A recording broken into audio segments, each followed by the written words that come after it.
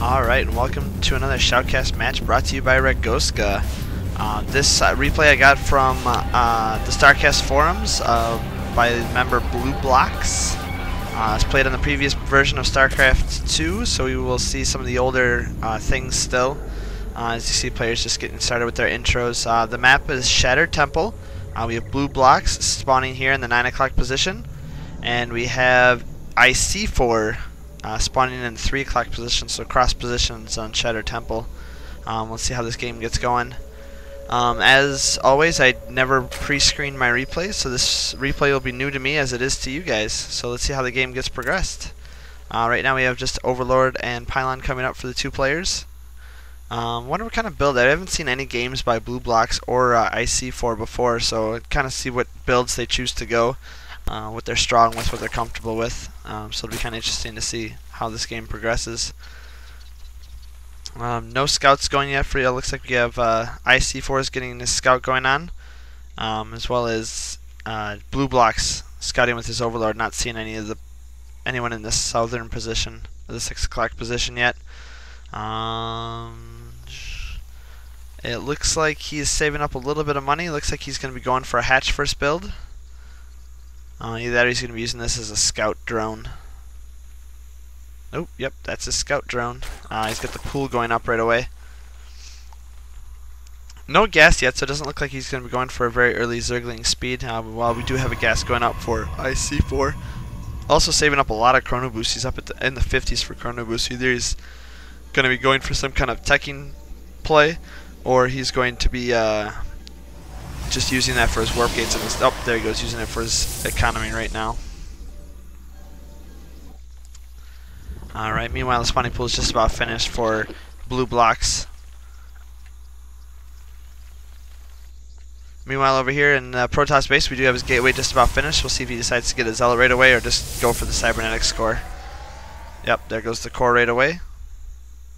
Kind of leaving himself a spot to get... Ooh, nice block. Nice block, blocking off that cybernetics core. That's going to put him pretty far behind, because he did not really see that, and his drone already went towards the back. So he's going to have to bring a new probe back out, as well as build another pylon. This will leave him open for some Zergling counterattack here in the middle of his ramp right now. Meanwhile, we do have the expansion going up for Blueblox. Up here at his natural expansion, we do have Zerglings out on the map as well. 4 Zerglings could possibly be heading towards his base, as he did leave this nice and wide open, and he doesn't have any units coming up right now. Also getting second gas timing going up for Iseefor and getting a second gateway, so more looks like he might be going for that typical 4-gate opening, as we do have those 4 Zerglings coming in. Still no units started.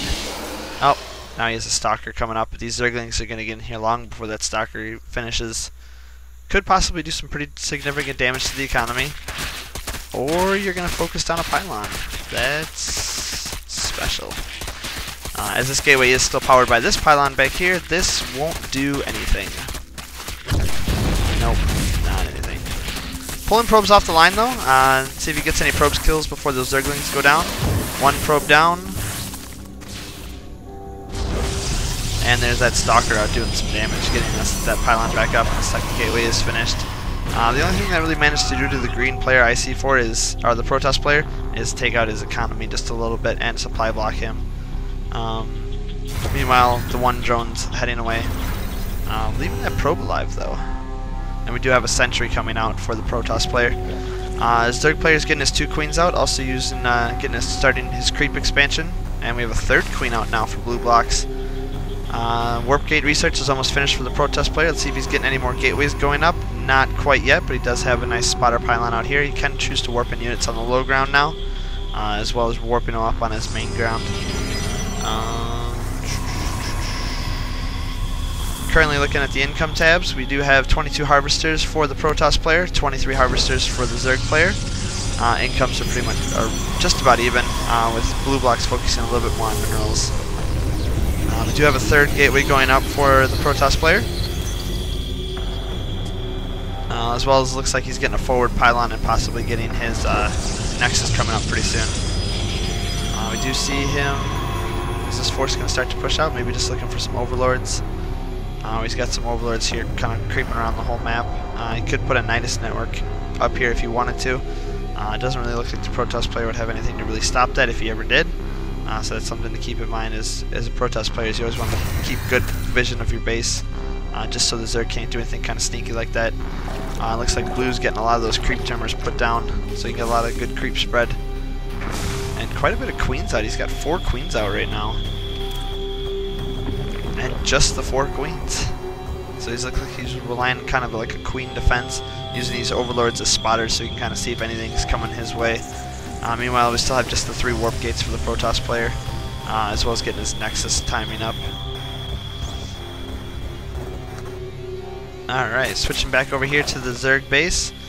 Just keep spawning more overlords. Not really kind of choosing a tech path yet. He does have his lair up though, but just kind of sitting on a spawning pool right now. Mainly just droning, it looks like. He's got 3 more drones in production. He does have both gas geysers being mined out right now. And ooh, massive spine crawler. Sees a small force here coming out from the Protoss player, but not really too much to instigate throwing up 4 spines that quickly. Since he's got this watchtower, as soon as he saw this force moving out, he could start the spines, and by the time they got there, they should be about finished, as they are in quite a long distance rush-wise. And I mean, if you look at his vision, he can kind of not quite see the forces that are pulling up there, but he does know about the Nexus coming up.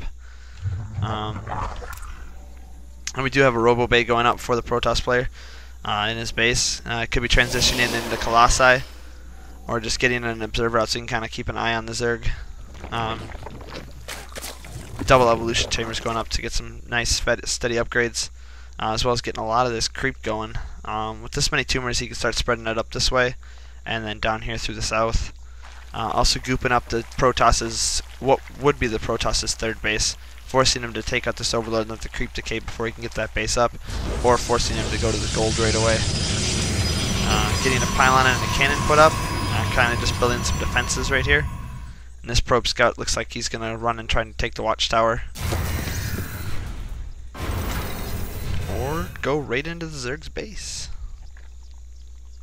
I am calling them all kinds of wrong today. This probe's easily going to get cleaned up by all these spines though. Yep, there he goes, getting poked in the face. We've got +1 missile attacks, +1 armor, and the roach speed going up, as well as 14 roaches being produced by Blueblox. We do have Protoss ground armor being researched for the Protoss player, as well as getting some more probes. Alright, 16 roaches on their way out right now. It's a pretty sizable roach force. Looks like he's going to take out these rocks and get his 3rd base up. As a Zerg player, you could always expand up here to the other naturals, as they are harder to scout or take the gold base pretty fast.